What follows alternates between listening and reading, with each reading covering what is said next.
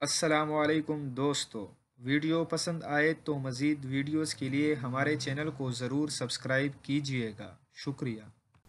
مولانا طارق جمیل نے جیو کے پروگرام جرگہ میں میزبان سلیم صافی سے گفتگو کرتے ہوئے کہا ہے کہ وزیراعظم عمران خان سے مایوس نہیں ہوں، اللہ کی ذات سے امید ہے کہ وہ ملک کی کشتی بنور سے نکالنے کے لیے اس بندے کو ذریعہ بنائیں گے۔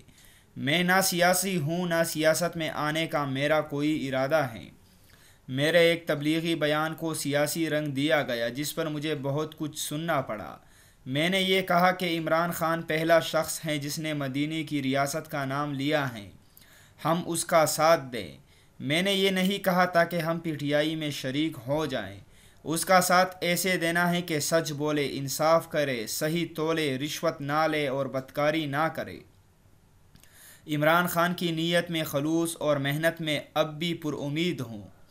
میں ان کی سیاسی پشت پناہی نہیں کر رہا ہوں، میرے دل میں بس اچھا گمان ہے۔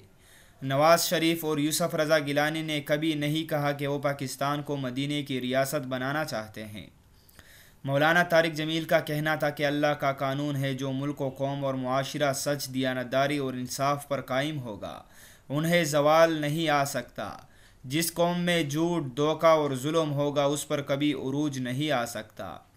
اس وقت دنیا کی قیادت جو ممالک کر رہے ہیں وہ ٹیکنالوجی کی وجہ سے راج نہیں کر رہے، بلکہ ان کی سچائی، دیانتداری اور انصاف کی وجہ سے اللہ انہیں دنیا میں یہ عزت دی ہوئی ہے۔